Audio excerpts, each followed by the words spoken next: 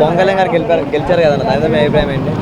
అభిప్రాయం అంటే ప్రజలు మంచి తీర్పు ఇచ్చారండి ఆయనకి, మాకు మంచి చేస్తారని. నేను సాధారణ ఆటో డ్రైవర్ని.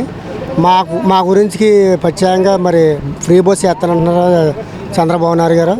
మమ్మల్ని దృష్టిలో పెట్టుకుని కొంచెం మరి మమ్మల్ని చూడాలండి.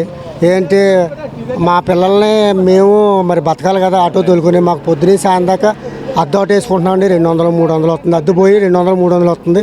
దాన్ని పెట్టి దృష్టిలో పెట్టుకొని మమ్మల్ని కొంచెం చూడాలని మనస్ఫూర్తిగా మరి చంద్రబాబు నాయుడు గారిని ఆశిస్తున్నామండి. అలాగే మన పవన్ గారిని మమ్మల్ని కూడా దృష్టిలో పెట్టుకొని మన పిఠాపురాన్ని ఎలా మెజార్టీ తెచ్చారో మా ఆటో సోదరులను కూడా అలా చూడాలని మనస్ఫూర్తిగా మరి ఆయనకి ధన్యవాదాలు తెలిపించుకుంటున్నాను. మళ్ళీ ఇక్కడ పవన్ కళ్యాణ్ గారికి ఇక్కడ ఇంత మెజారిటీ వస్తుందని మీరు అనుకున్నారన్న? అనుకున్నాను, 60,000 మెజార్టీ వస్తుంది అనుకున్నామండి.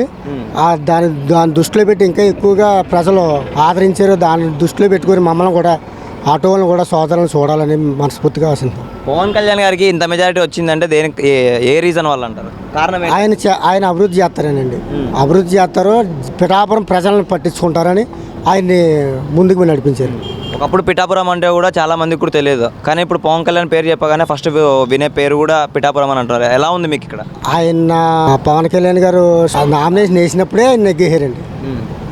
మెజార్టీ గురించి ఆలోచించారండి అందరూ. నెగ్గుతారని కాదు, మెజార్టీ గురించి. మళ్ళీ వంగ గీత గారు ఎందుకు గెలవలేకపోయారంటారన్న? ఎలా పోయారంటే దాని అంటే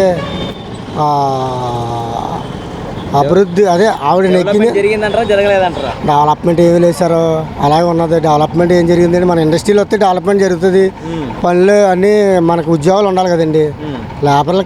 లేబర్ పని ఉండాలా, ఉద్యోగాలు ఉండాలా, అన్నీ ఉండాలి కదా. మళ్ళీ ఇన్ని పథకాలు ఇచ్చారన్న, గతంలో కూడా ఇచ్చారు కదా పథకాలు ఇచ్చారు. పథకాలన్నీ బాగానే ఇచ్చారండి ఆటో వాళ్ళకి, మొత్తం అందరికీ పథకాలు వేశారు. మరి ప్రజల తీర్పు మరి అలా చేశారు. మరి మనం ఏం చేస్తాం? పైన పెట్టి కింద పెట్టి అన్నీ. మళ్ళీ అప్పుడు గతంలో కూడా జగన్ గారు కానివ్వండి, ఎవరైనా కానీ వైసీపీ కార్యకర్తలు పవన్ కళ్యాణ్ గారిని అసెంబ్లీ సీటు కూడా తాకనివ్వమన్నారు. అలాంటిది ఇప్పుడు పార్లమెంట్లోనే వెళ్ళి మీటింగ్ పెట్టారు పవన్ కళ్యాణ్ గారు. దాని మీద మీ అభిప్రాయం ఏంటన్నా? ఏడు తనుకుంటా మరి వెళ్ళారండి. మెజార్టీ అలా చూపించారండి పిఠాపురం ప్రజలు. ఇంకా ఆ ప్రజలే నిర్ణయించారు. మళ్ళీ మోదీ కూడా పవన్ అంటే పవన్ కాదు తుఫాన్ అని చెప్పేసి కూడా అన్నారు కదా. తుఫాన్ అంటే ప్రజలు తీర్పు అలా ఇచ్చారండి. మరి దాన్ని బట్టి